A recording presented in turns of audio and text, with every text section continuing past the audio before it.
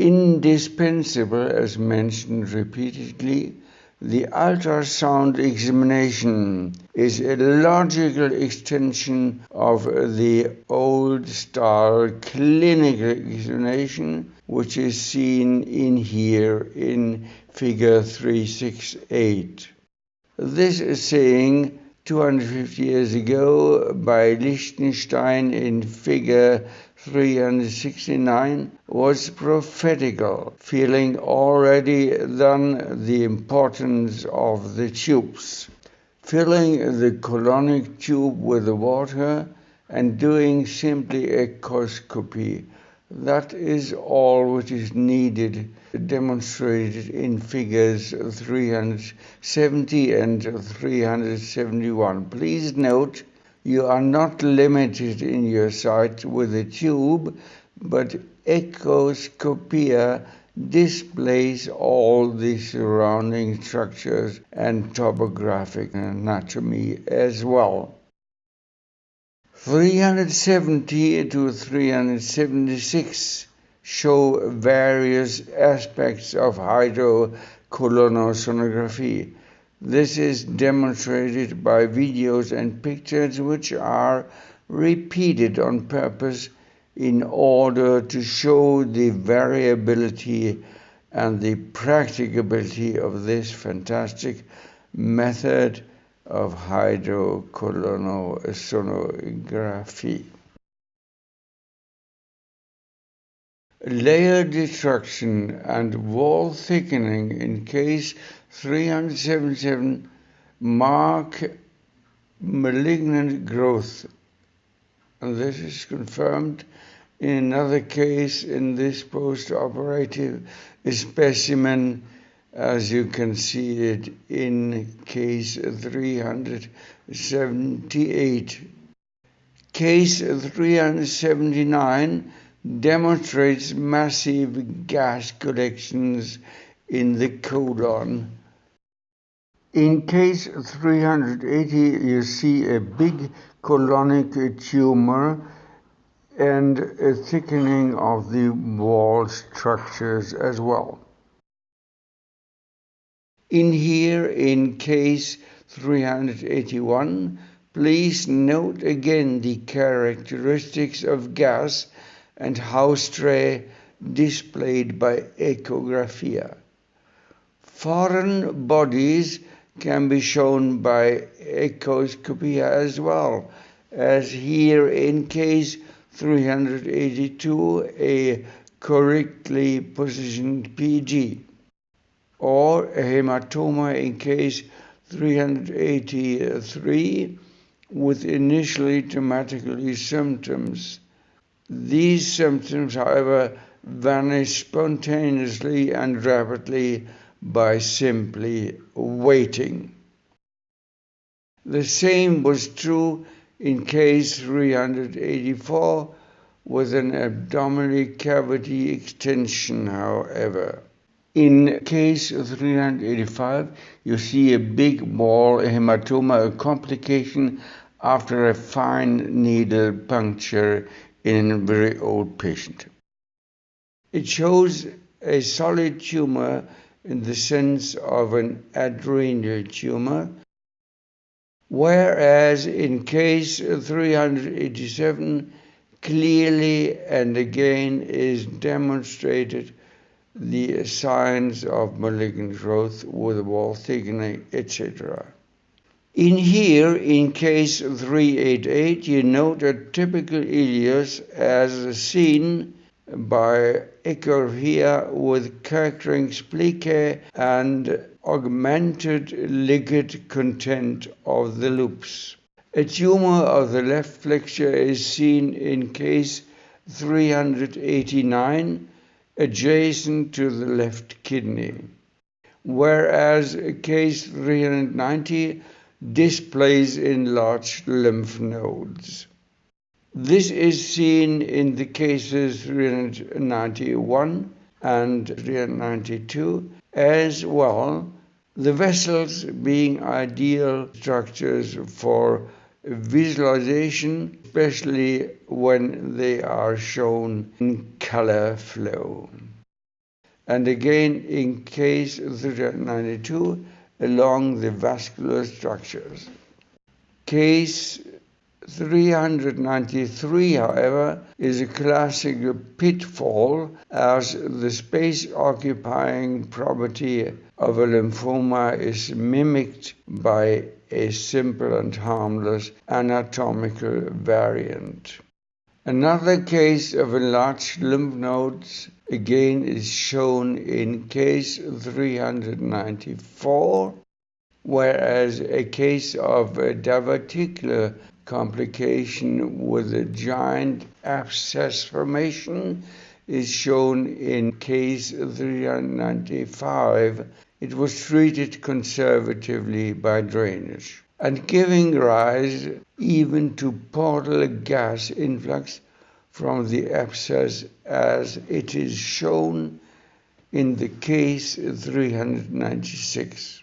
In cases 397 and 398, different cases, it is shown peritoneal tuberculosis, condition which was noted not in Europe but recently in Africa. This giant tumor had to be found in case 398, and it turned out to be malignant as well. 399 is another case of peritoneal carcinosis. This patient in case 400 suffered from an ascites of malignant origin. Please note the nodules. Case 401. Again, a horseshoe kidney crosses anterior to the aorta, misinterpreted as a lymphonodular mass. In case 402, another kidney malformation or better malposition is noted, a pelvis kidney. Vascular occlusions, as here in case 403 in the celiac axis, play an important role. This holds true for case 404 as well, demonstrating another occlusion of the superior mesenteric artery. Up to CF and bubbles, no longer nowadays, this differential diagnosis was quite demanding.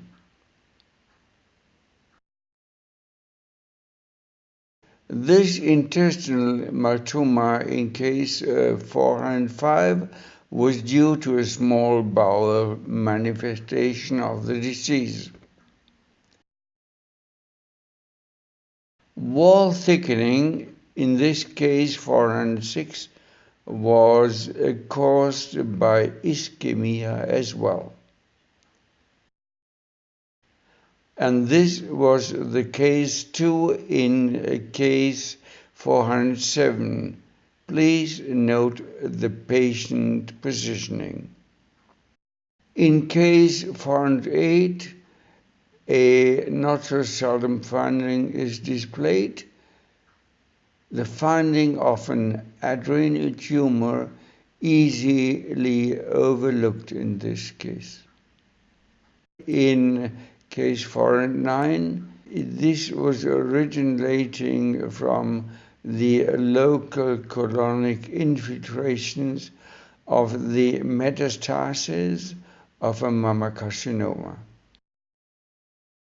Ormond's disease is shown in case 410, even in bubble technique.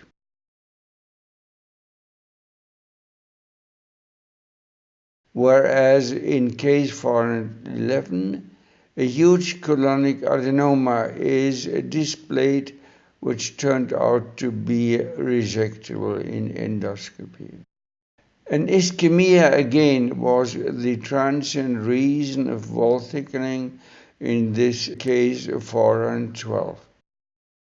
And normal anatomy is displayed once more again in 413 in hydrocolonosonography of the sigmoid. This is not the case in case 414 with a marked enlarged prostate, which probably needs treatment. Normal male anatomy is seen here in case 415 again in pelvis longitudinal sections, as well as in case 416 with a slightly enlarged prostate and normal seminal vesicles.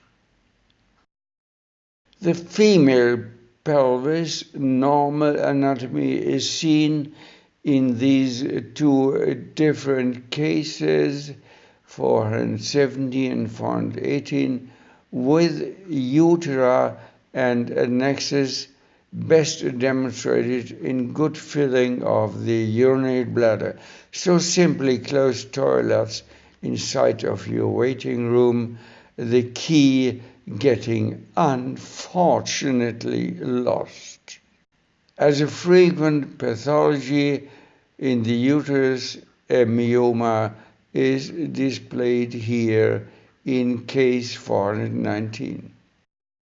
In both cases 420 and 421, the jet phenomena can be observed in normal anatomy longitudinally and transversely with a color flow. Case 422 shows an ovarian cyst still within normal size in a younger female. This in case 423 shows the rare finding of an osteomyelitis of the os pubis. Even small polyps of the intestine are displayed in echographia, as shown here in case 424 in hydrocolonosonography. Whereas this is not so rare, a polyp formation in the urinary bladder in case 425. This generalized wall thickening in case 426 was due to an urethral obstruction. A not so rare and often incidental observation is demonstrated in case 427, an urinary carcinoma, and it is shown with the bubble techniques. Case 428 displays a uterus myoma of medium size. A gynecologist must have a second look. These two cases in 429 and 430 both show a typical enlarged prostate, the latter in bubble techniques as well. In case 431, this enlargement is demonstrated as well, together with a more important finding of a polyp. A carcinoma of the urinary bladder is displayed once more in 432, and cases 433 and 434 show, however, mobile coagular masses only following gravitation in positioning in 434 especially. This foreign body in the urinary bladder is as a rule due to communication of the urinary bladder with the intestine. Don't call it air, it is gas. The urinary bladder diverticle, like in 436, are considered as harmless, which is true for giant diverticular, like in case 437 as well. They are regarded as harmless as well. In this case, 438, A normal anatomy is rendered as well. The sigmoid is somewhat liquid rich. The same is true in 439 with a vaginal tamponade.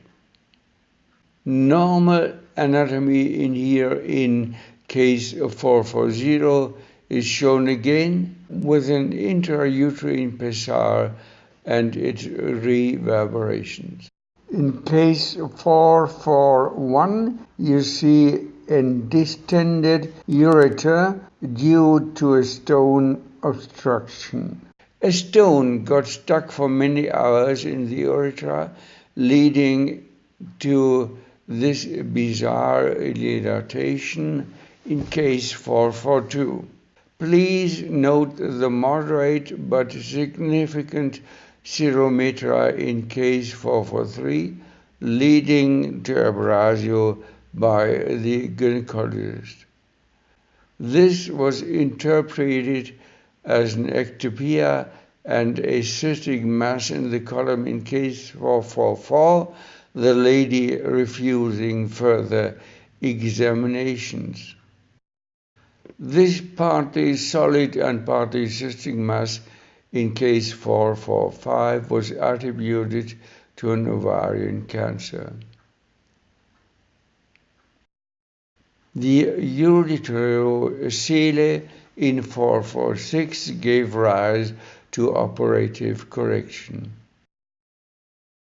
A typical endometriosis in case 447 is described both in transvaginal echoscopy and endoscopy. These findings in case 448 were considered as being in agreement with a rectocele and the individual complaints. Chronic ischemic conditions are as well in this case 449. They were considered to be responsible of the patient's complaints. Transverse, typically wall thickening tumor is seen in case 450. These two cases of dyschizia in case 451A and B, different cases, were different as well. The one suffering from heavy constipation, 451, and the second from paradoxical diarrhea, 452. Endoscopy in this picture 453. In another case shows fecal scibala in rectum position. Mild constipation was the leading clinical feature in this case 454. Do not puncture in such a case, like in 455. Mucoceles have the risk of a spreading tumor in the sense of a pseudomucinous carcinoma, even in fine needle technique.